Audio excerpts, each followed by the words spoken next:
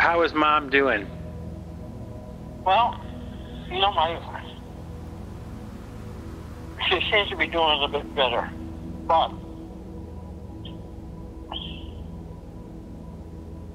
I got my mouth full of almond joy now. Wait just a second.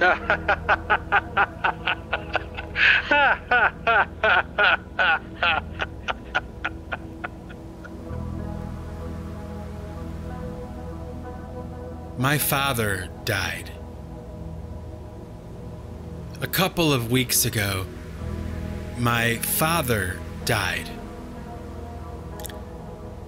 And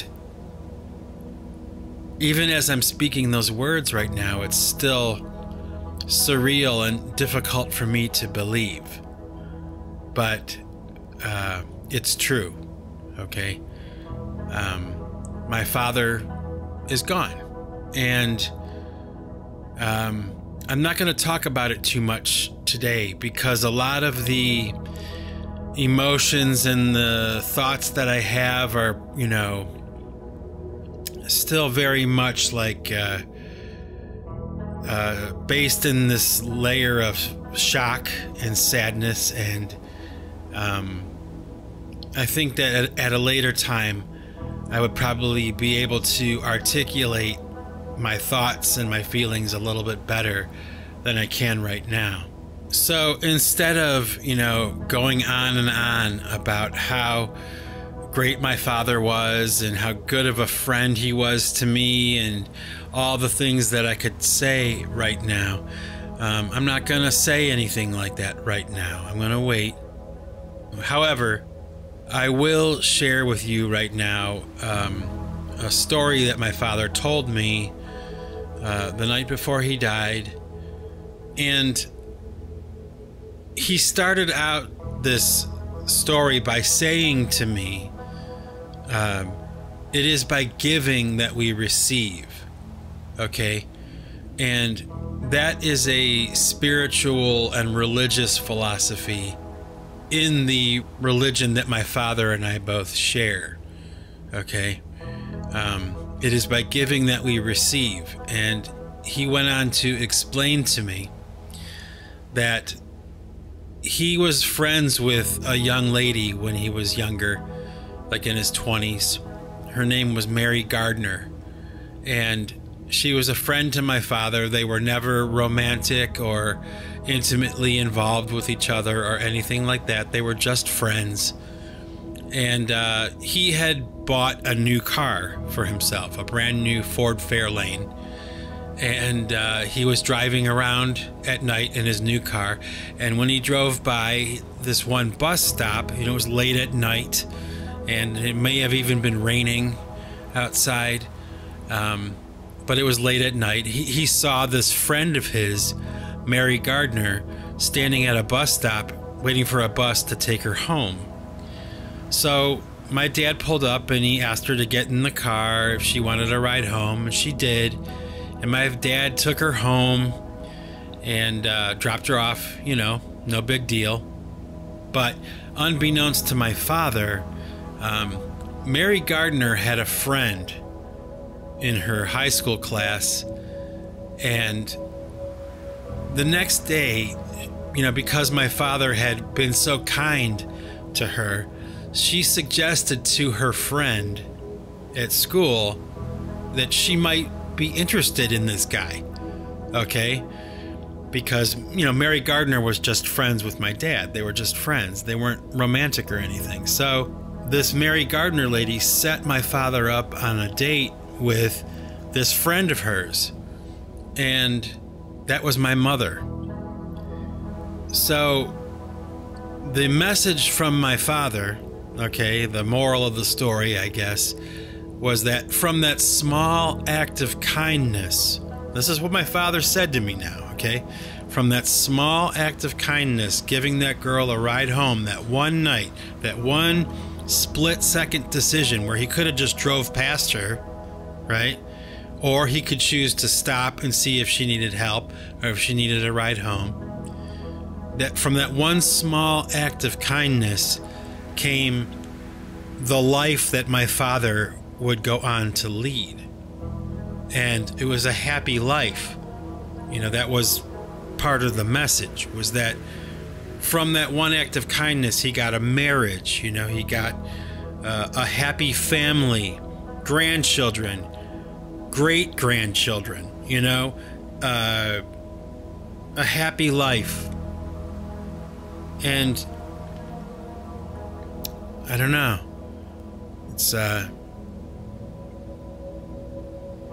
It moves me, especially explaining it to you, my happy innovators, right now. It is by giving that we receive.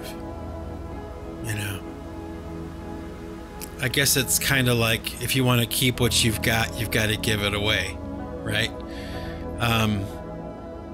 So there's a lot of things I could say about my father right now. There's a lot of things that I think are important to talk about with this man, who was the kindest person I've ever known. And I know that everybody says that about their dad, their father, because there's a difference between being a father and a dad. It's not the same thing. A father is like, the person that you're born from, but a dad is really the person who is interacting with you throughout your life, at least in my opinion. And there's so much I could say about this guy, but I won't right now.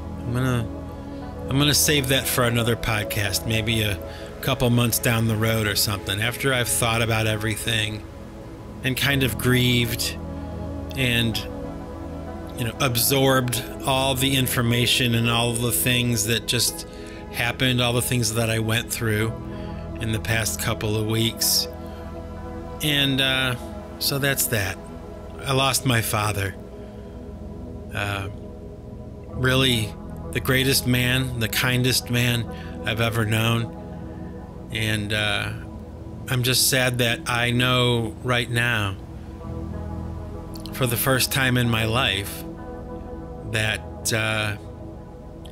I'm never going to get a chance to talk to him again. And that's that.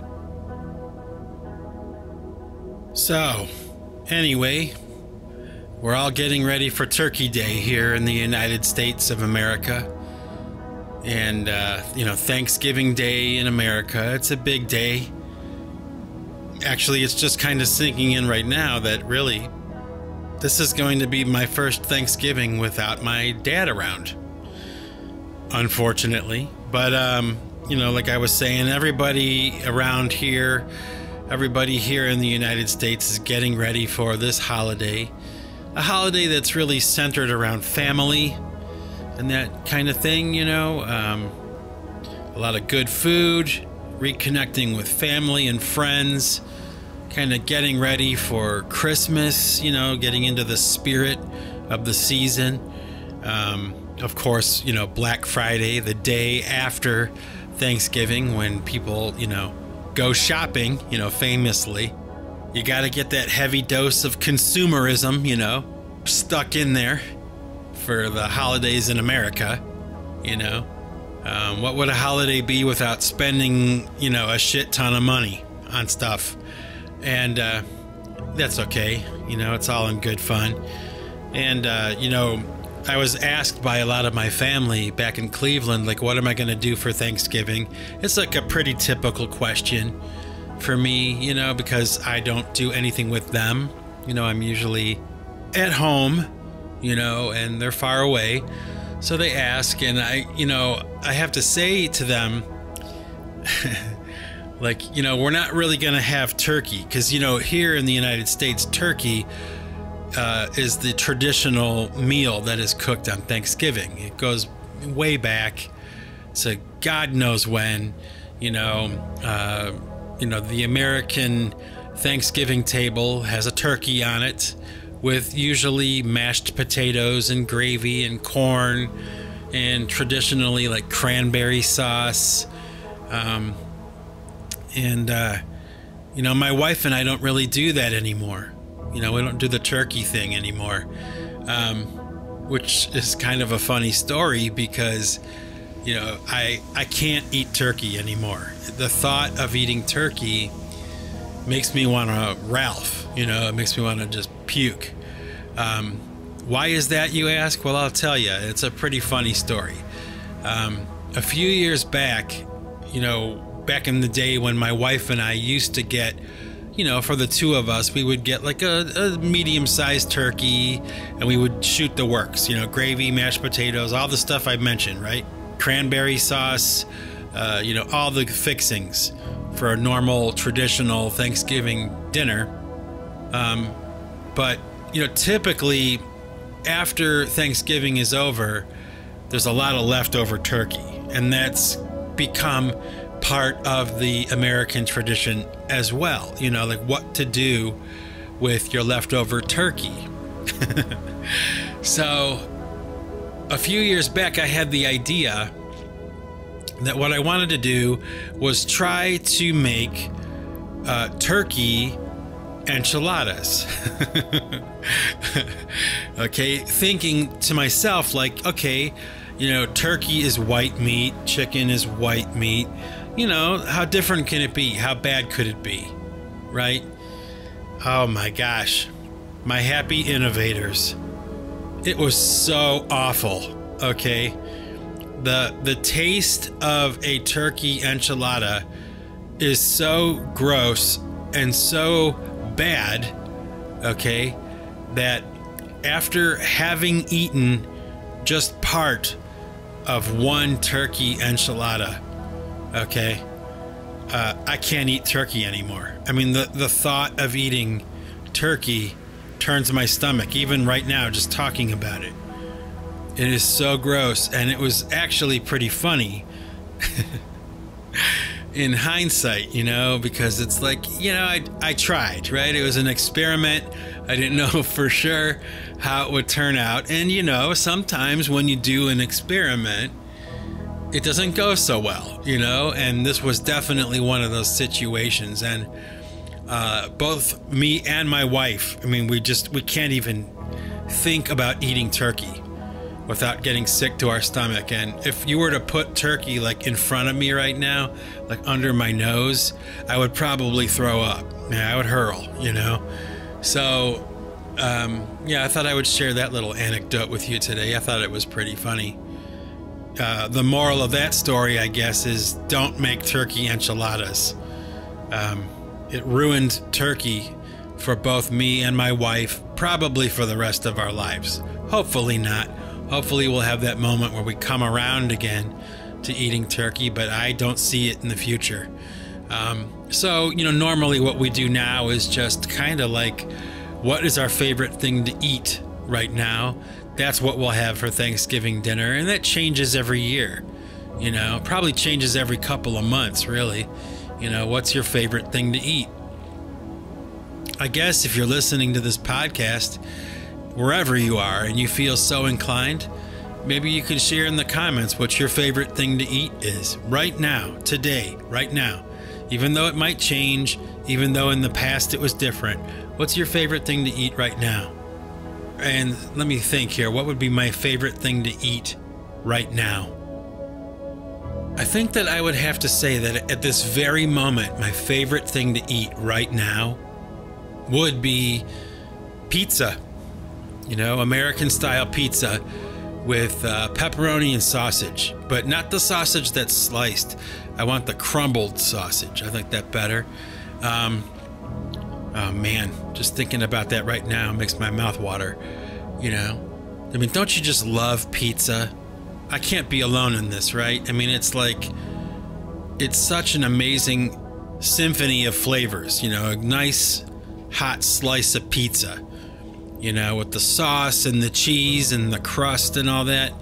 Do you know what I mean? You have to know what I mean, especially now, like right now, this time of year. I mean, this is football season. There's pizza all the time, at this time of year in America. I mean, people are just eating a lot of pizza, I'm sure.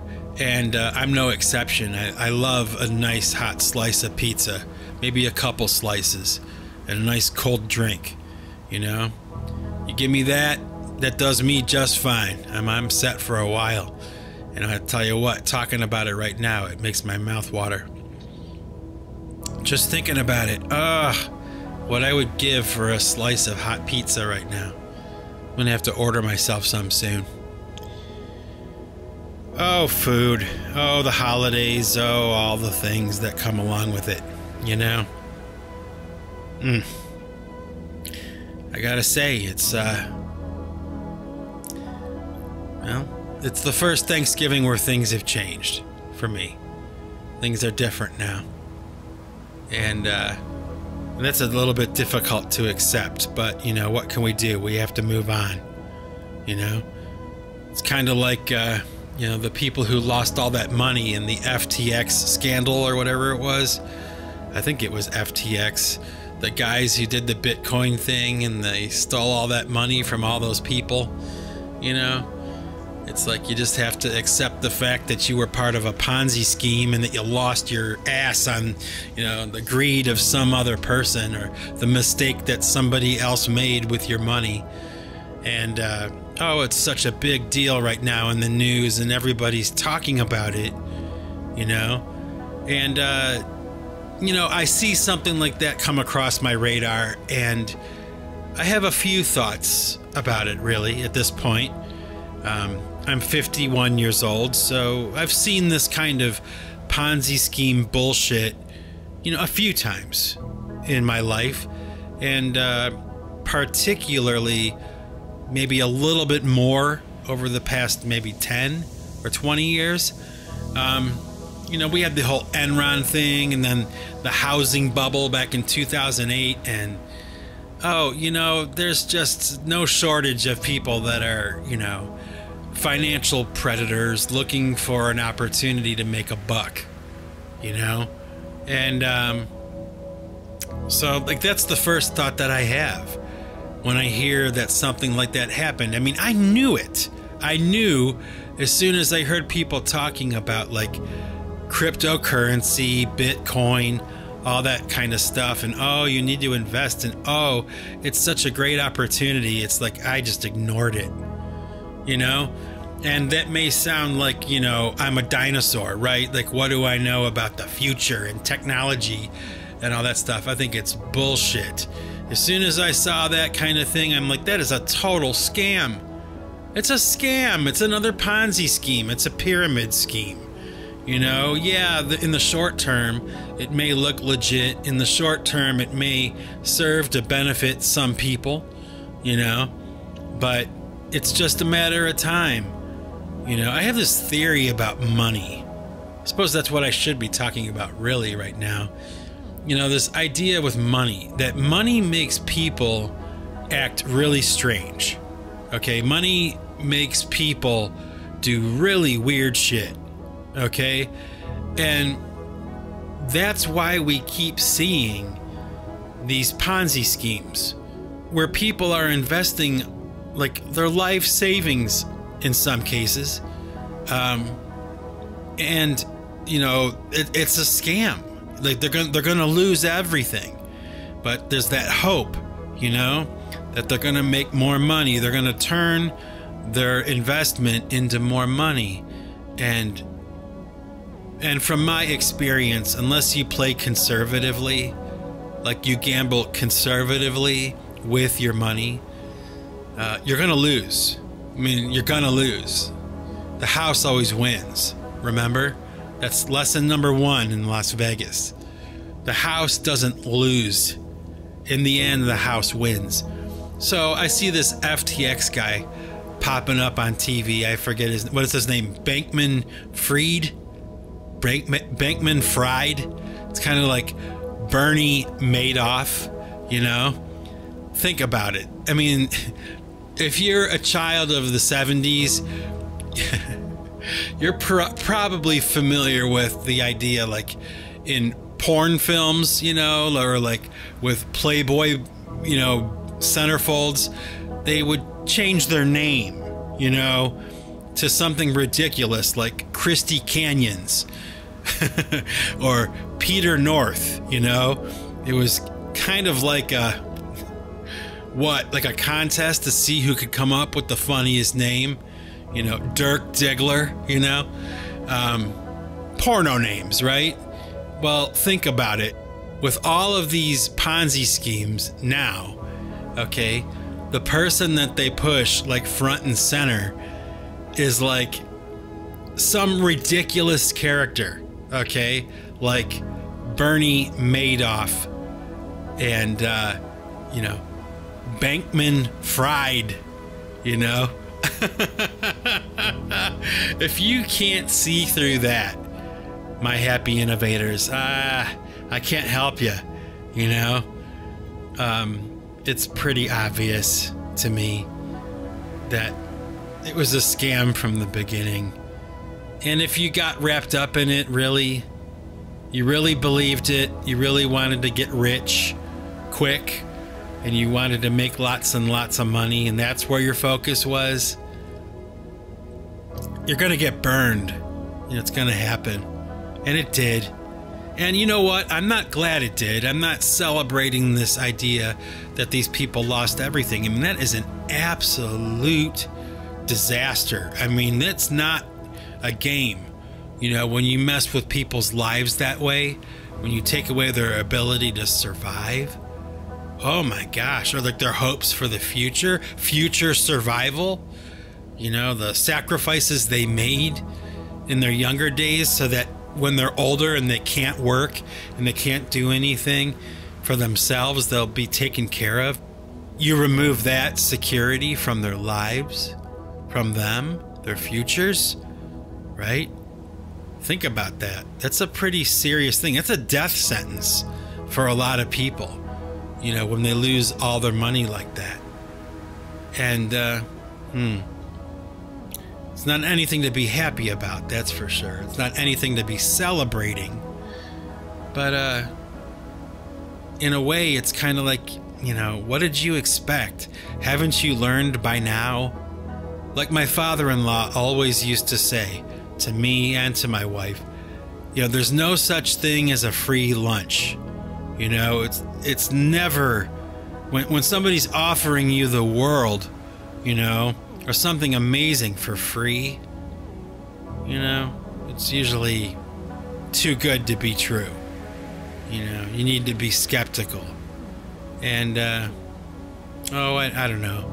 I guess my thoughts and prayers go out to those people who, you know, just lost their ass through the FTX Bitcoin cryptocurrency scandal, you know.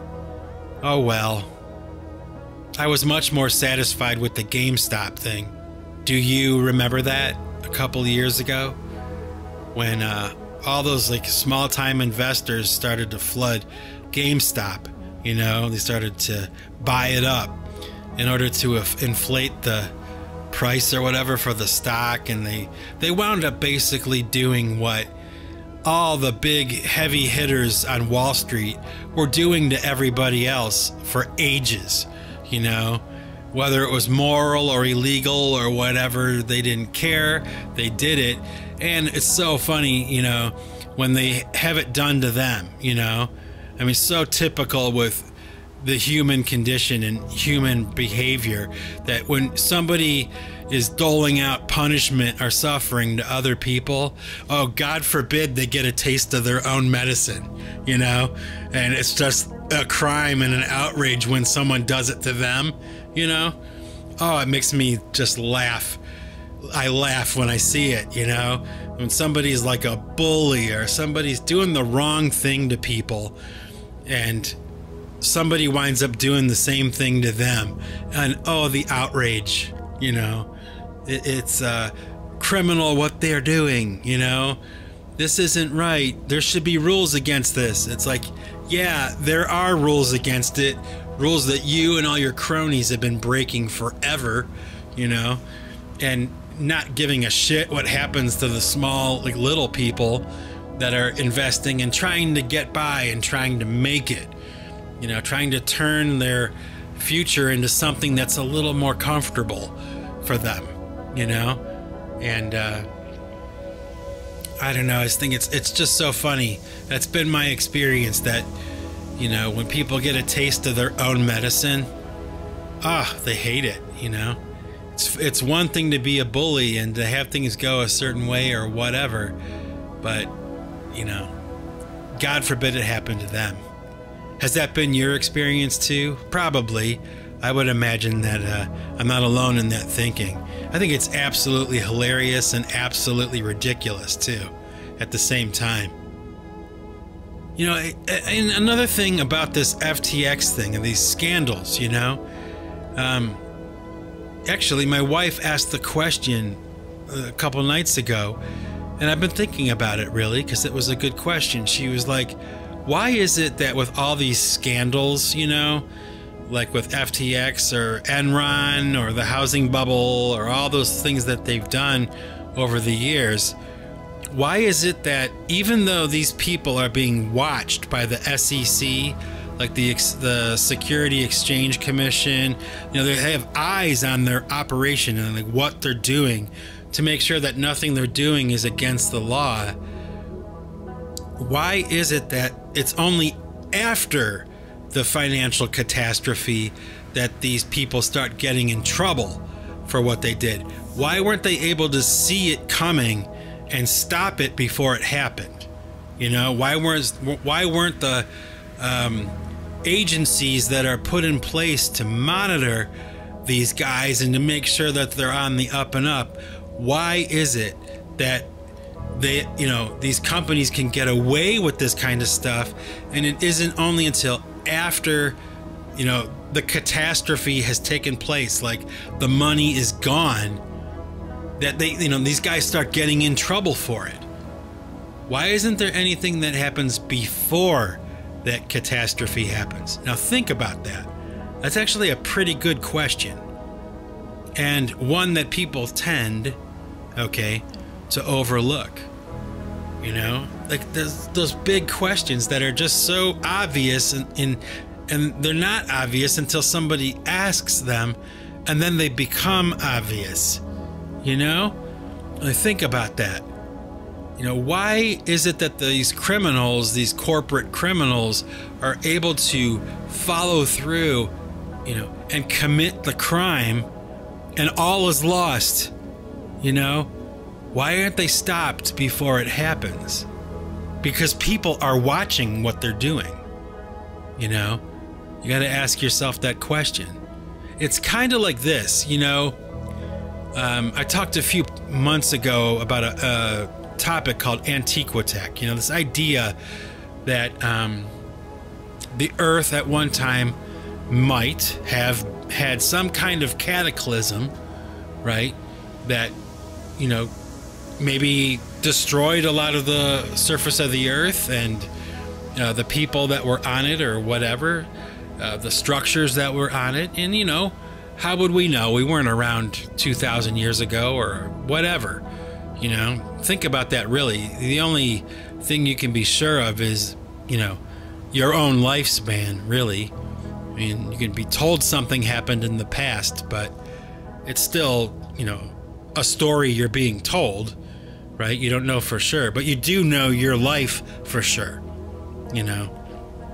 But anyway, my point was, you know, for years and years and years, like since I was a kid, you know, I would learn, like in school and in books and movies and things, you know, that, like, you know, every once in a while, right, you'd hear on the news or something that they discovered like a Roman bathhouse, you know, after they had to dig, you know, 20 feet down. You know, they were digging a sewer and they stumbled across this, you know, Roman ruins, you know, or these ancient ruins that were under the dirt. But no one ever really asked the question, myself included, even back in the day, you know, like, why is everything buried? Like, let's stop for a moment and just ask ourselves that question. Can you answer that question for me? Can you? You know, why is it that whenever they discover ancient ruins of something, they're buried under like 20 feet of dirt? Like, what happened? Like, Do you know what I mean? Doesn't it seem like an obvious question to be asked? What does it mean when something is buried 20 feet underground? What happened? Like, was there some kind of cataclysmic event that covered large portions of the earth with like 20 feet of dirt? Or was there like what they call like soil liquefaction, I think they call it, where the soil underneath something gets so saturated with water that whatever's on top of it sinks down into the dirt, you know? But dollars to donuts, it's not, you know, soil liquefaction we're talking about here. Just ask yourself the question. Think about it. Can you come up with a reasonable answer? Like wind and erosion or something? No, because wind and erosion wouldn't bury something, you know, under 20 feet of mud, 20 feet of dirt. So what are we talking about here? What actually happened, you know? And it's not just an isolated incident where they find something, you know, in one part of the world. They find this stuff all over the world, buried underneath like 20 or 30 feet of dirt. How did everything get buried?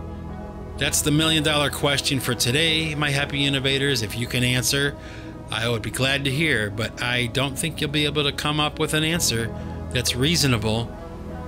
And also, you got to ask yourself, why haven't we asked that question before? You know, we're just told stuff, right? You ever think about that? We're just told things that happened in the past. We're told about things that can happen in the future. We're told about things that are happening right now in the present, you know? And, you know, I've talked about this before, but I guess I'm going to talk about it again.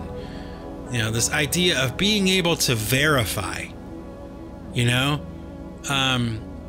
You can't verify anything now. Even if you go back into like history on the internet, 9 times out of 10, what you're getting, you know, what information you're being given on the internet is altered, you know, inaccurate, or just outright false, you know, falsehoods, you know. I've heard a lot of YouTubers and, you know, folks on social media kind of like talking about that idea that, you know, Google isn't really what you think it is. And, you know, when you type in something you want to search, it'll say there's 4 billion results, you know, for this topic. And then you go to the second page and it'll say there's only 3,000. And then you go to the third page and there's only like 10. You know, it's like this fake kind of like a facade of depth to Google that's not real anymore. You know, it's fake. Try it yourself sometime. Type in a topic and see how far back you can go before you have to stop. You know, it's pretty strange, but it doesn't surprise me. You know, it's like a sign of the times. You know, we had just had an election here in the United States, and oh, you know, here we go again. You know, everybody's lying. You know, everybody's cheating. There's no way to verify anything, and it just boils down to, you know, claims. People making claims of things happening. I lost an election. I won an election. The election was fixed. It was rigged. It was fair. Everything was on the up and up. You know, it's like, you know, how can you know? How could I know? You know, sitting in a cabin in Massachusetts, how could I ever know what's really going on out there? You know, and what I'm being presented. You know, think about it, folks. We really need to start thinking for ourselves, right? And just kind of, you know what, living in the moment. Forget about the past, forget about the future, and think about right now. Where are you right now? Where am I right now? How are we doing right now? You know, is there anything we need? Of course, there's always things that we want. I mean, we always want something, but is there anything that we really, really need right now? Maybe that's what we should be focused on. I don't know. You know, back in January, we lost my father-in-law. My wife's father passed away. And a few years prior to that, her mother had passed away. So my wife and I were tasked with this idea of like handling his estate and, you know, dealing with all of his stuff and, you know, what are we going to do with all of his stuff? And, you know, my wife is an only child, so she doesn't have any brothers or sisters to split things up with or whatever. So the long and the short of it really was this idea that my wife and I were really deciding, you know, what we wanted to keep and what we wanted to get rid of, you know. And we were out in Las Vegas, Nevada, figuring this out, you know, so that we could fly back to the East Coast, like literally on the other side of the continent, you know. But the reason I'm bringing it up is because it goes along the same lines as this: what do we really need, what do we really want thought, right? And you know, since that time, and even more so now that we've lost my father, and you know, I know that we're going to have to deal with my father's stuff, you know, all the stuff that he's accumulated. You know, it just got us thinking, you know, for the past year, you know, about what do we really need? And, you know, all the stuff that we have, me, my wife, you guys that are listening to this podcast right now. I mean, think about it. All the stuff that we accumulate, all the things that we have, that we enjoy, that we treasure, you know, things that are really important to us, you know, we can't take any of it with us when we leave here. You know, what a thought. You know, we enter the world naked with nothing, and then we exit the world with nothing. You know, we can't take any of this stuff with us. Think about that. There's like the door into life and the door out of life, and you go in the first door with nothing and you leave the next door with nothing.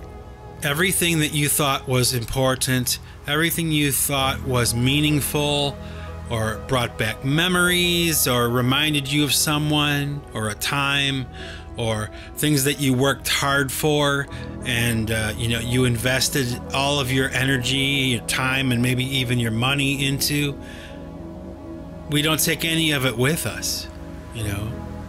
And you know, like I said, for maybe the past year, you know, my wife and I have really been kind of, you know, having that discussion, like analyzing all the stuff that we have in our house, like in our lives, you know, even something like as big as like my music and the ownership of my music. Like when I'm not around anymore, you know, who's going to own Pipe Choir? You know, all the songs I made, all the rights to all the music and the things and the, you know, who's going to take it? You know, who gets it in the end? It's not going to be me. I'm not going to be here anymore, you know, but somebody somewhere, maybe a relative, maybe somebody I don't even know yet, you know, is going to get that stuff. All of it. I mean, all of it. I'm looking around my studio right now, you know, drums, guitars, bass, what else? Computers, posters, paintings that I've done, all kinds of stuff, really. Who gets it? Who's gonna get it? And how much of it do I really need? You know? I suppose it's a question that a lot of us ask ourselves, you know, over the course of time, I would imagine. It's realistic to think that, you know, that most of us look around in our lives and think about what we really want and what we really need, you know. And then, of course, you got those people that are like hoarders, you know. It's a phenomenon I don't quite understand, but I guess I do accumulate a lot of junk, a lot of stuff that I don't really need, What a thought, though, isn't it? To live out a human existence and to, take a look around you, right where you're sitting right now, listening to this podcast. Do you even really need the chair you're sitting in? Do you really need the computer that you're listening to this podcast on? Or the phone or whatever, How much of what we take into our lives is stuff that we really don't need? And we maybe, in some cases, would be better off if we didn't have them at all. Think about it. That's a pretty heavy thought. And, one that's probably good to, wrap this podcast up with for the day. Especially going into Thanksgiving, American Thanksgiving Day. Yeah. I am thankful for a lot of what I have, but I'm not quite sure how much of it I really need, to be honest. I guess I'm going to have to go into the holiday. For the first time, without my father-in-law and without my father, my dad, and contemplating how much of this stuff do I really need, and how much of it do I really just want, Would I be better off with less? Would I be happier? It would certainly probably be easier for the people around me, if I were to die suddenly or I weren't to be around anymore for whatever reason. Like, it would be easier for my family and the people who care about me to have as little stuff to deal with as possible. So, as weird as that sounds, it's, it really got me thinking, especially since my father passed away a couple weeks ago, walking around in his house without him there. And of course, my mother is very sick, so she's not at home anymore. She's somewhere else now. So the house is empty, and we've got some relatives keeping an eye on the place and living there on and off or whatever. But I'll tell you what, my parents have a lot of stuff, and a lot of it's really not necessary, and walking through that house, especially now, really in a lot of ways it's kind of sad. Maybe some of you listening to this right now know exactly what I'm talking about. I grew up in that house, so when I walk through this house looking at all my dad's stuff, it's like a museum of memories, all these things from the past, all these things that I had forgotten about, these little things, the knick-knack that's on the shelf, or the book that's on the table, or the plant in the corner, all those things. It's like, it's a strange thing, the passing of time in our lives is such a strange thing. And I don't know, I guess maybe it's something that, I wish that we were all a little bit more prepared for.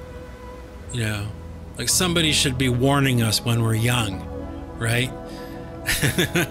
Of all the things we're gonna need to know, for instance, that idea of what, get ready, folks. When you're a young kid, you don't think about this stuff, but when you get past the age of 40, you're gonna need reading glasses, and it sucks, it really, really sucks. And that's the kind of thing I wish that somebody would have told me about years and years ago. The passing of time, man, it is so strange. So strange. You know, I find myself sitting here thinking about this idea that my father, you know, is not gonna talk to me anymore. Like, I may never talk to him again. And I've been talking to him as long as I can remember, you know? It's a sad thought. It's one of the saddest things about losing somebody you care about, you know? And it's almost worse, I guess, maybe, like having known somebody for a really long time and losing them, as opposed to having known them for just a short time and losing them. You know, there's so much more to miss, you know? And it seems to me anyway, like every day that passes by, I remember something else that's never gonna happen again. You know what I mean? It's like, it's worrisome a little bit to me. You know, I hope it's one of those things that I can kind of like pull out of eventually, you know? Like, I realize that, you know, hovering in this state of sadness and mourning, you know, this man whom I loved more than any other person in my life ever, and I loved him longer than anybody ever, you know, is all of a sudden, boop, he's gone. Gone. That's it. Show over. That's it. No more talking. No more laughing. No more hearing him tell a story. No more cracking jokes about the Cleveland Browns being awful, you know. No more talking about anything like that anymore, because he's gone. So I hope this feeling I have doesn't last forever. You know, I hope not. You know, I wanted to mention to you, my happy innovators, really quick today, in amidst all the stuff I'm talking about today. You know, just recently and lately, I can say, I've been getting a lot of questions from people about stuff that I've made, the songs I've made, the lyrics or the videos or the things that I've done. What does it mean? Or whatever. How long did it take to do it? You know, all kinds of questions. And, you know, I get the impression from the people who are asking that they're like apprehensive to ask me questions. Like I might not want to answer, or I might have a problem with them asking. So I figured it would be a good idea in this podcast right now. I'm going to tell you all, one and all, that it's okay if you have questions for me, ever. So if any of you happy innovators that are listening to this podcast right now ever have any questions for me about anything at all, you should feel free to send me an email at pipechoir@gmail.com. That's pipechoir@gmail.com. And you can ask me any questions you want, and I promise you, no matter what question you ask or whatever, I will answer it. Okay? So, again, if any of you listening to this podcast right now ever have any questions for me, Mike Bostwick from Pipe Choir Records, PC3, PC1, you know, all the stuff I do, the Singularity Podcast, any questions you have, okay, anything about anything I do, you can just send your questions to pipechoir@gmail.com, and I promise you I will answer. Okay, I will respond to you. Just saying. Anyway, my happy innovators, I think I'm going to call it a day. I think I've depressed everybody enough. You know, I'm sorry if I did. You know, the point is really with these podcasts is to try to give you something to listen to and to maybe bring you up a little bit in your day. So I'm sorry if I didn't achieve that today. I'm sure you'll forgive me. I mean, you know, come on. Give me a break, right? But with that, my happy innovators, one and all, thank you for listening to all of my rants, you know, all of my ranting. And Remember, folks, it is by giving that we receive.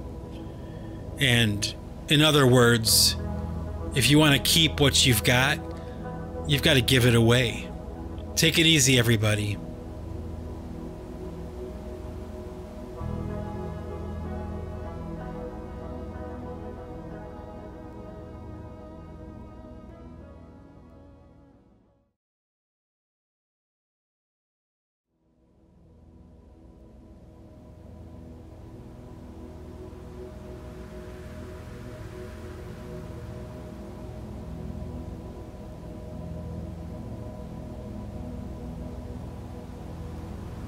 Well, hey there, happy innovators.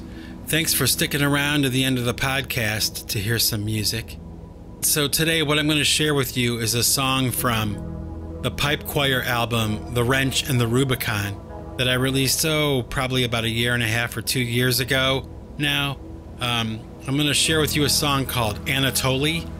And, the reason that I want to share this song with you today is really simple. It's a song that I like a lot and I've been listening to a lot of my own, So without further ado, here we go. This is Pipe Choir Anatoly from the Wrench and the Rubicon album. And it's just a song that's one of my favorites. So check it out. Here we go.